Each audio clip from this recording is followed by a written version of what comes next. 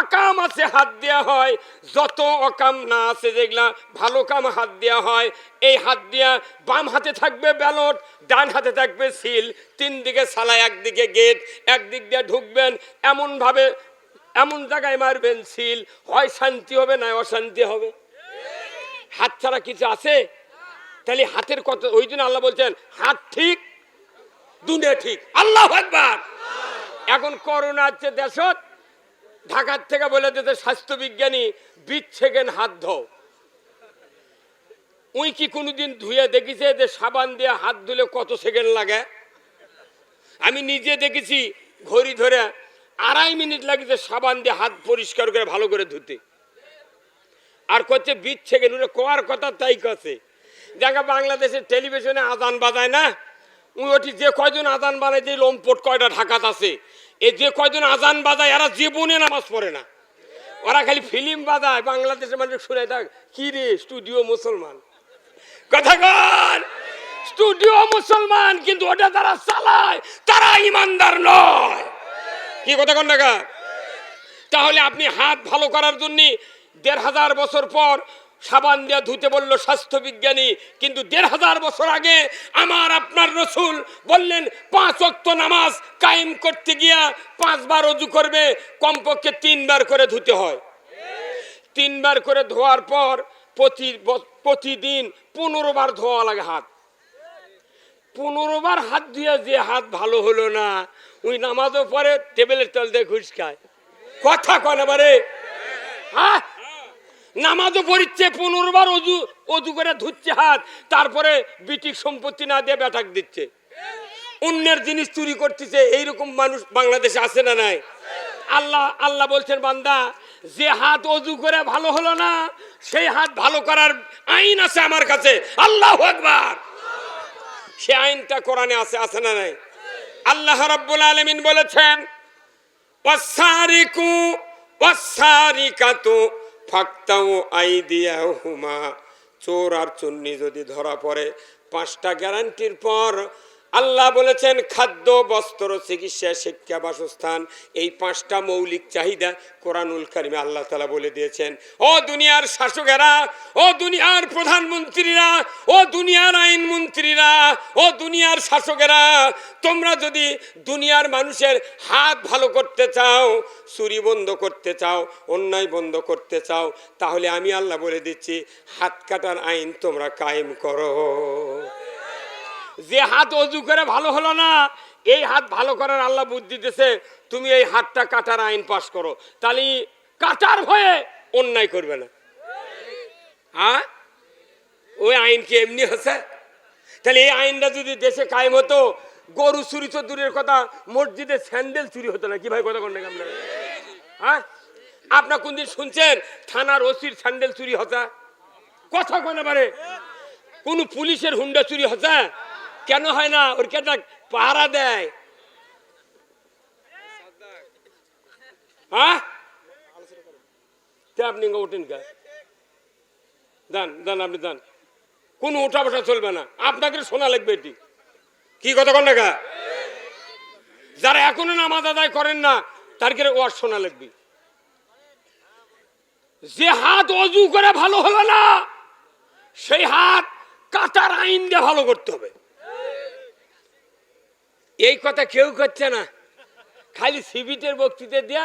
এখনকার বক্তৃতা আবার হচ্ছে অভিনয়, মানে কোন বক্তা কোন সুরে ওয়াজ করছে, উই আসে ওই ট্রেনিং নিয়ে আসে ওই সুরে মারিচ্ছে। কে তো অভিনয় করবে কথা? আল্লাহ, আজকে বাংলাদেশে অভিনয় আর পামে চলিচ্ছে দেশ। নেতাগরক যত পাম দিবেন ততই ফুলবি, এই কথা কন। আর বক্তাগরক যত অভিনয় দেখাবেন তত বক্তার টাকা দিবি। আসল কথা কেউ বলে না। আসল কথা না বলার কারণে আজকে দেশে অন্যায় অবিচার ঘরে ঘরে ঢুকে গেছে। তাহলে হাত ভালো করার আইন কি? আমার ভাইয়েরা, এই আইন কায়েমের পর একটা চোরের হাত বাইতুল মুকাররমের উত্তর গেটে যদি কেটে দেওয়ার দৃশ্যটা ডিশের লাইনের মাধ্যমে বিটিভি, ইটিভি, এনটিভি, 24, 71, 76, মাই টিভি, আইটিভি, টিভি চ্যানেলে যদি একটা চোরের হাত কাটার দৃশ্য দেখানো হতো, আল্লাহর ইজ্জতের কসম বাংলাদেশে গরু বাছুর বাহিরে বাইরে রাখা যেত। এটা হচ্ছে দুনিয়া শান্তি করার আইন। কিন্তু আপনি খালি জীবনে বলতেছেন রব্বানা আতিনা ফিদ দুনিয়া হাসানা ওয়া ফিল আখিরাতি হাসানা ওয়া কিনা আযাবান্নার। ও পৃথিবীর মানুষেরা, দুনিয়ায় শান্তি পাওয়ার জন্য যে আইন কোরআনে আছে, এটা যদি কায়েম না করিয়া কোটি কোটি মানুষ যদি আল্লাহর দরবারে দরখাস্ত দেয়, দুনিয়ায় শান্তি হবে না।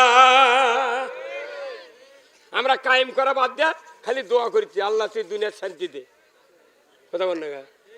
তাহলে এই দুনিয়ার শান্তির আইন ছাড়া শান্তি হতে পারে না। আসুন না, আমাদের বাংলাদেশে নামাজি বেশি না বেনামাজি বলেন তো? হ্যাঁ, তে এত ওয়াজ কি হলো? বাংলাদেশের কত মানুষ জানেন?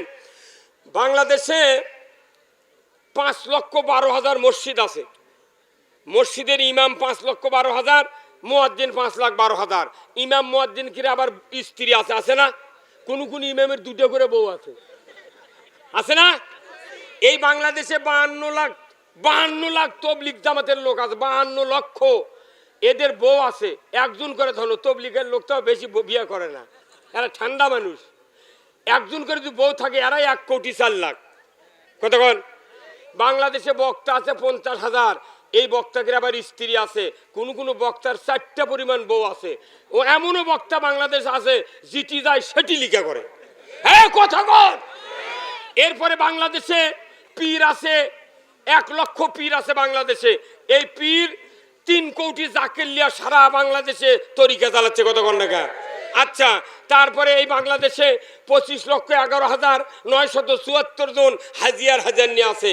পুরুষ হাজির বউ আছে, হাজারনির স্বামী আছে। এই বাংলাদেশে 90,000 মাদ্রাসা আছে। আলিয়া, কওমিয়া, হাফিজিয়া, নুরানিয়া, মহিলা 90,000 মাদ্রাসার 8,20,000 শিক্ষক আছে। এই পুরুষের শিক্ষকের বউ আছে, মহিলা শিক্ষিকার স্বামী আছে, আছে না? প্রতি বছর দাখিল পাস, আলিম পাস, দাওরা পাস, মুফতি, তারপরে কামেল পাস, প্রতি বছর কমপক্ষে 50,000 করে প্রোডাকশন হচ্ছে। কতক্ষণ? তাহলে এতগুলা লোক আমরা তারাবি পড়ি, হজ আছে, সব ইসলামিক গ্রুপ, কিন্তু দেখা যায় এই দেশে নামাজি বেশি নেই। তাহলে এই লোকগুলো গেল কোনটি? হ্যাঁ, কতক্ষণ? ইমামের বেটা বেনামাজি, মুয়াজ্জিনের বেটা ডবল বেনামাজি, মোতাল্লির বেটা রিডবল বেনামাজি। এই কতক্ষণ? হাজির বেটা ওই জানে না। এই কথা কলি চাচা তুমি নামো কি? মুসলিম আমি, সৈনিক আমি, আমি চির রণবীর, আল্লাহকে ছাড়া কাউকে মানি না, নারায়ে তাকবীর। বীর মুসলমান ধরওয়াল কুরআন, ফিরায়া আনো সেই হারানো সম্মান। বীর মুসলমান, জোরে কর মারহাবা। যে আওয়াজ শুনে ওরে মুসলমান, ভয় কাঁপিত কাফির বেঈমান, জোরে কর মারহাবা। দাওরা সে হুঙ্কার কররে তুল পার, পাপে দুনিয়া ভেঙে কররে চোরমার। বীর মুসলমান ধরো আল কোরআন, ফিরায়া আনো সেই হারানো সম্মান। বীর মুসলমান, এ জোরে কর মারহাবা। কাজী নজরুল ইসলাম এই গান লিখেছেন। কাজী নজরুল ইসলাম এই গান লিখেছেন, তাই হলো বিদ্রোহী কবি। আর মুখ দিয়া মুখ ঢেকে আছে, তাই হলো বিশ্বকবি। পে পে করতেছে, তাই বিশ্বকবি। কতক্ষণ দেখা? আসল কথা বললি তাই বিদ্রোহী। কতক্ষণ? অথচ আজকে আমরা বুঝতে পারলাম না এই কথাটা কি জন্যে কাজী নজরুল ইসলাম লিখলেন। এই নজরুল ইসলামের গান শুনলে ঈমান বৃদ্ধি পায়, কথা ঠিক কিনা? সেই মানুষটা হয়ে গেল বিদ্রোহী কবি। অথচ আজকে এতগুলা ইসলামের বাহন চলতেছে, সভা সমিতি, তারাবি, জুম্মা, কত মিলাদ মাহফিল, জিকির আজকার, খানকা। তারপরে বাংলাদেশে কেন নামাজি কম হলো, এর ঔষধ কোরআন শরীফে আছে, আছে না নাই? 1 সেকেন্ডের ভিতরে বাংলাদেশে 5 ওয়াক্ত নামাজ কায়েম হবে, 1 সেকেন্ডের ভেতরে। এই বক্তৃতা করার চেয়ে ওই আইন কায়েম করা সবচেয়ে জরুরি। কি ভাই, কথা কোন টাকা? হ্যাঁ, আপনার একদিন কর্ণিকে জুম্মা এই ওই বক্তার টাকা নিয়ে এসে কলেজ থেকে সবচেয়ে বেশি বক্তৃতা দামি বক্তৃতা হয় মসজিদে। মসজিদ হলো মানুষ তৈরির কারখানা, আর হলার হলো মেশিনের হলার চাউল তৈরির কারখানা। ওখানে চাউল তৈরি না হলে ধান ওই মেশিনে কেউ নিয়ে যায় না।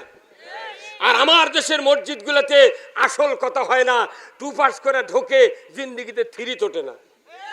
সুদারু ঢুকলো, সুদারু বাড়ি আসে। হ্যাঁ, জানাখোর ঢোকে, উনকে এবারে আসে। ওই খালি শুক্রবারে নামাজ পড়ে, কথা কন না। কিন্তু ইমাম সাহেব যদি বলতো, এই যারা 5 ওয়াক্ত নামাজ আদায় করো না তারা মসজিদের বারান্দা যাও, যারা 5 ওয়াক্ত নামাজ আদায় করো তারা সামনের কাতার, দ্বিতীয় কাতার, তৃতীয় কাতার দাঁড়াও, আর যারা সুদে করে টাকা লেছো তারা বাইরে যা আগ্নেত খাড়া থাকো। নামাজ না পড়াও কবিরে গুনাহ, সুদ খাও কবিরে গুনাহ। তুই যা লাভ তাই লস করে তোর লাভ কি? হ্যাঁ, কথা বল।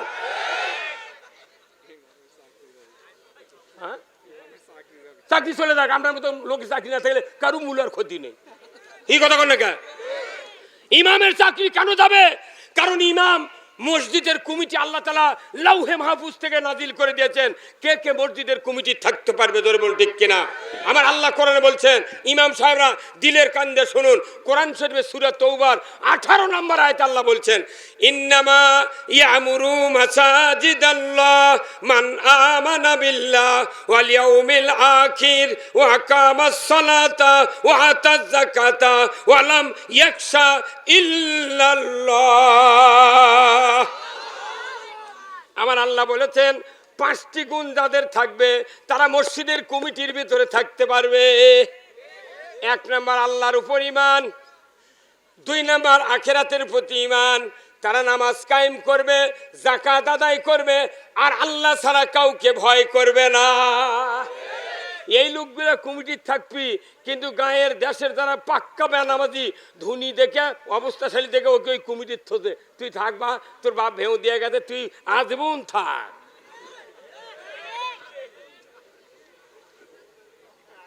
কল দে এমনি দুম্বা তিনকে হচ্ছে না। ইমাম যদি না হক কথা কবার লাগে, মোতাল্লির সামনে বসতে গলা খাগার দেয়, তখন ইমাম করে আমার মোতাল্লির গলা তো, তখন মোতাল্লির দিক তাকায়, মোতাল্লি তখন চোখ দিয়ে কয়, এই কি করছো? বেনামাজির কোন অধিকার নাই মসজিদের কমিটির থাকার। কে বলেছেন? এই কথা ইমাম সাহেব যদি বলতে না পারে, ওই ইমামের চাকরি ছেড়ে দে, বাড়ির যা পেজ দে, 5 টাকা শুয়ে থাকা ভালো। কথা কর। আমার একটা স্বপ্ন পূরণ করো ও গো দয়াময়, তোমার পথে চলতে গিয়ে মরণ যেন হয়। আমার একটা স্বপ্ন পূরণ করো ও গো দয়াময়, তোমার পথে চলতে গিয়ে মরণ যেন হয়। আমি অটল যেন থাকতে পারি আল কোরআনের পথে, ধৈর্য নিয়ে চলতে পারি দিন কায়েমের পথে। আমায় ধৈর্য দিও, সাহস দিও ও গো দয়াময়, তোমার পথে চলতে গিয়ে না পাই যেন ভয়। আমরা ইমানদার, কাউকে পরোয়া করি না, ধরে বল ঠিক কিনা? তাম পৃথিবীর মুসলমানেরা ওই ফ্রান্সের ম্যাক্রোর বিরুদ্ধে যে প্রতিবাদ দিল, আজকে 1 বছর পর ওই কুলাঙ্গার রসুলের ব্যঙ্গচিত্র যে চিত্রাঙ্কন করেছিল, অ্যাক্সিডেন্ট করে তার ড্রাইভার সহ পুরে ভস্মীভূত করে দিয়েছে কে? তাসলিমা নাসরিন এই বাংলার জমিনে জিব্রাইল জান্নাত বেহেশতের বিরুদ্ধে প্রতিবাদ দিয়েছিল। তাকে আজকে ভারতের হিন্দুর বাড়ি শুয়ে থেকে টুকতে হচ্ছে। কতক্ষণ? নরওয়েতে কয়েক হাজার কপি কোরআন পড়লো আজ থেকে 4 বছর আগে। আল্লাহ সারা পৃথিবীর প্রতিবাদ দেখলেন। এইবার আসে 1.5 মাস হলে ওই যে লোকটা আগুন দিয়েছিল কোরআনে, তার 2 হাত পচতে পচতে এখন কোনোর কাছে চলে যাচ্ছে, পচে যাচ্ছে। পৃথিবীর কোনো মেডিসিন কাজ করে না। এই বাংলাদেশে একজন মহিলা কুলাঙ্গার রাতের বেলা নয় দিনের বেলা আপনার এই বাম পা কোরআনের উপর দিয়া দাঁড়িয়ে ছবি আপডেট করে ছাড়ে দিয়েছে ফেসবুকে। সেই রাত্রি আল্লাহ তাআলা ওই মহিলার বাম পাওকে খেজুরের গাছের মতো ফুলে দিয়েছে। কতক্ষণ আল্লাহ কোনো বিচার শুরু করে দিয়েছে। আমাদের সব আল্লাহ দেখতেছেন। এখনো যদি বাঁচতে চায় কোরআনের পক্ষ নেই। জোরে বলুন ঠিক কিনা? কোরআন বিজয় হোক। কারা কারা চান দুহাত তুলে আবার দেখা। লিল্লাহে তাকবীর, লিল্লাহে তাকবীর। কোরআনের পক্ষে থাকবেন, আল্লাহ তাআলা আপনার গুনাহ মাফ করে জান্নাতে দিয়ে দেবে। জোরে কোন সুবহানাল্লাহ। আমরা ইমানদার, আমরা কোরআনের পক্ষে থাকতে চাই। আলহামদুলিল্লাহ। তাহলে আসুন, বেনামাজি বেশি, নামাজি কম। কথা কোন জায়গা? তাহলে আর কি ওষুধ নাই? কোনটি আছে এখন? তো এতদিন শুনেছেন সে ওষুধ শোনেননি। এটা পইলে শোভা হচ্ছে নাকি? এটা আদম আলাইহিস সালামের পরই শোভা হচ্ছে না। এটি বলে বজলু ভাই বলে আছে 14 বার। কোরআনে যে ওষুধ আছে নামাজ কায়েমের, এটা যদি আমরা সবাই বলতে পারতাম, আমার বাংলাদেশে নামাজ 5 মিনিটের ভেতর কায়েম হয়ে যায়। আল্লাহ রাব্বুল আলামিন কোরআনুল কারিমে সূরা আল হজ 41 নম্বর আয়াত জলুদ গম্ভীর স্বরে আল্লাহ ঘোষণা করে দিলেন, আল্লাযীনা ইম্মাক্কান্নাহুম ফিল আরদ আকামুস সালাতা ওয়া আতাউজ যাকাতা ওয়া আমারু বিল মারুফ ওয়া নাহু আনিল মুনকার ওয়া লিল্লাহি আকিবাতুল উমুর। জোরে কন্না মারহাবা। আমার আল্লাহ বলেছেন, পৃথিবীর মুসলমান, যদি তুমি কোনো ভূখণ্ডের প্রধানমন্ত্রী হও, রাষ্ট্রপতি হও, সরকার হও, প্রেসিডেন্ট হও, ক্ষমতায় যাও, 4টি দফা চালু করবে। 1 নম্বর হলো নামাজের আইন, 2 নম্বর জাকাতের আইন, 3 নম্বর ন্যায়ের আদেশ, 4র্থ নম্বর অন্যায়ের নিষেধ। এই 4টি দফা দুনিয়ার কোনো সরকার জমিনে যদি চালু করে, আমার আল্লাহ বলেছেন জমিনটা হবে জান্নাতের জমিন। কিন্তু চালু করতে হবে কি? কি চালু করতে হবে? যে কোরআন চালু করার কথা। প্রতি শুক্রবারে মসজিদে ইমামরা খুতবাতুল আহকাম, আশরাফ আলী থানবীর লেখা এই সানি খুতবা প্রতিদিন মসজিদে আমার বাংলাদেশের শুদ্ধ ইমামেরা পড়তে পারেন আরবি দিয়া, কিন্তু মুসল্লিদেরকে বাংলা দিয়ে বুঝায় না। এই এত বড় রাজনীতি পৃথিবীর জমিনে মসজিদের ভেতরে যে হচ্ছে, কেউ কাউকে বুঝতে দেয় না, আরবি দিয়া বলে। এই জন্য মুক্তাদিরা ইমাম সাহেবের হাতে হাত দেয়া মুসাফা করে দোয়া কয়, হুজুর দোয়া করবেন। আমি 42 বছর ইমামতি করি, আমার থাকে থেকে এমন হয় বুঝছেন, আমি 11টা মসজিদে ইমামতি করছি 42 বছরে। 11টা একটা মসজিদের মোতাল্লিক ভালো বানাতে পারিনি। এই কথা কোন নাকি আপনি? ওরা মানে আমাকে উপর মাথা মারবে চায়, যখনই মাথা মারে তখনই মরতে বিদে হই। আচ্ছা দাও, আবার কি ইমামতি লিয়ে টাকা একবারে লি, হক কথা কইলে তুই কবি হুজুর বুঝি, একবারে টাকা আগিলি। আর ইমামতির চাকরি এমন চাকরি, প্রাইমারি মাস্টার সরকারি অফিসাররা একদিন নিয়োগ হয়, মরার পরও 75 বছর আর বউ বেতন পায়। কথা বল। আর মসজিদের ইমামের বেতন প্রতি বছর চাকরি মিটার লাগে। কয় হুজুর আর 1 বছর 1 মাস আছে, আপনি যদি থাকেন আবার কথাবার্তা হোক। কেন কি কথাবার্তা হওয়া লাগবে? ও তো একবার নিয়োগ হয়ে আছে। আমি একটা গবেষণা করে দেখেছি, বর্তমানে যদি বাংলাদেশে ফেরেশতাকে যদি ইমামতি দেওয়া হয়, 2 বছরের মধ্যে ওর দোষ ধরে তারে দিবি। কথা কোন না? এত বড় নিকৃষ্ট চাকরি হলো ইমামতির চাকরি। ওই জন্য মনে মনে আমাকে গালে, বহু লোক গালে, আমরা মুখ দেখলে বুঝতে পারি। আমিও তাদেরকে বলেছি, তুমি যতই গালেও প্রকাশ্যে আর গোপনে, কিন্তু তোমার ছেলে নাই, তোমার ভাস্তা নাই, বেটা নাই, কেউ নাই জানাজা করার মতো, আমাকে গেলে জানাজা করা লাগবে। অতএব তুমি প্রকাশ্যে আমাকে গালেলে তোমার গোপনে জানাজার ময়দানত মার দেবো। খালি আল্লাহ একবার খাড়া থেকে মুখ লড়ামো, দোয়া কমো না, ফাটা ফাটা। কথা কোন দিকে? কোথায় মুসলমান? ইমামদের সচ্চার হতে হবে। আজকে জাতির দুর্ভাগ্য, একটা সরকারি অফিসার 32 বছর চাকরি করে, গ্র্যাচুইটি পেনশন পায় 1.5 কোটি টাকা। যতদিন বাঁচবি হাফ বেতন পাবি, ওই মৃত্যুর পর ওর বউ বেতন পায়, ন্যাংরা বেটা থাকলে তাই বেতন পাবি। 75 বছর ওই সরকারি অফিসারে হারুয়া বেতন পায়। আর মসজিদের ইমামের বয়স বাড়ে, বেতন কমে। যখন দাঁত পড়ে যায় তখন কয় হুজুর আপনার দাঁত পড়ে গেছে, কথা বোঝা যায় না, আর দান আসেন না। ইমামের ইমামতি শেষ, ওই কানা থাললে বসা শেষ। কে এই দেশে কম শিল্পপতি আছে, কম বড় বড় ধনী মানুষ আছে, ভিঙ্গাতে যদি প্রাইমারি মঞ্জুর হওয়ার পরে কেন মসজিদের ইমামের বেতন হয় না? আমার সেদিন একটা ফেসবুকে লেখা দেখে আমার কলিজা ঠান্ডা হয়ে গেছে।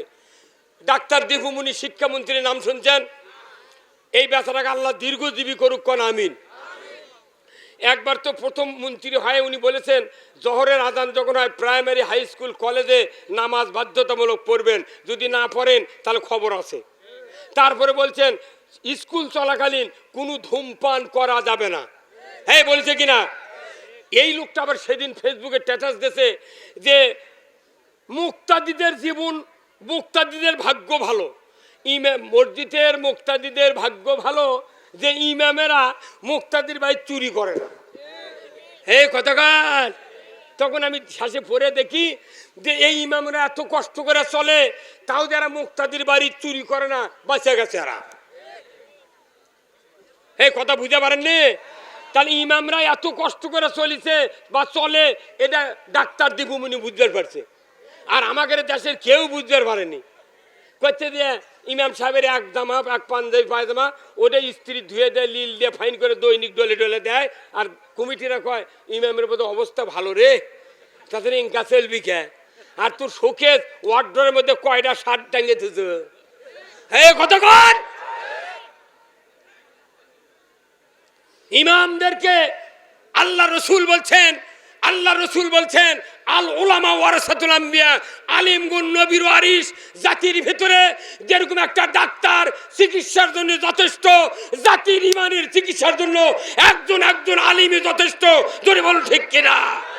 যারা এই সিংড়ার এই থানার বিলদহর এলাকার চামারি ইউনিয়নের হাজার হাজার আলিম আছেন আপনারা, আমি দেখতে পাচ্ছি এই আলিমরা হলো রসুলের উত্তরসূরি। আমাদের মুখ দিয়ে রসুলের কথাগুলি দ্বিতীয়বার আবার আওড়াতে হবে।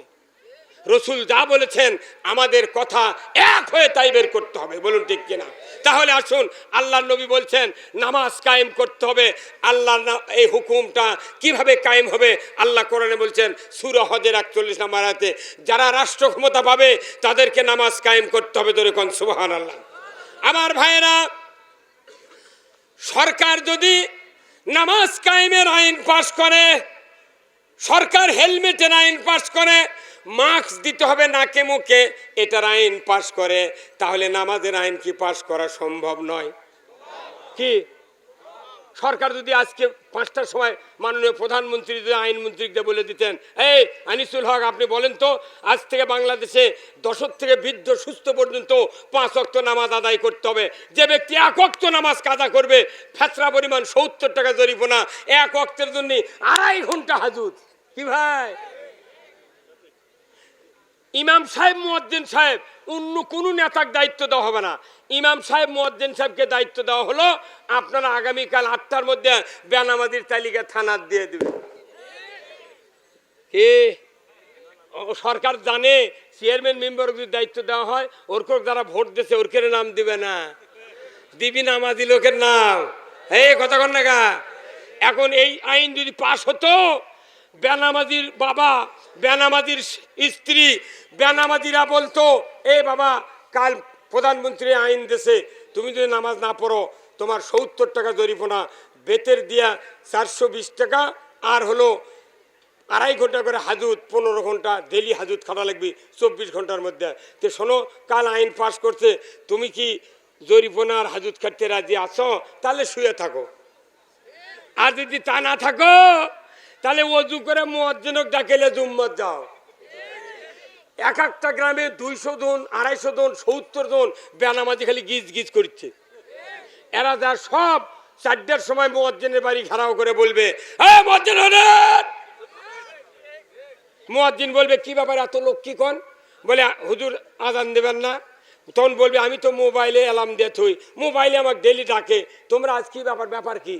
চলেন ওযু করে না জুম্মার যা বসে থাকবো।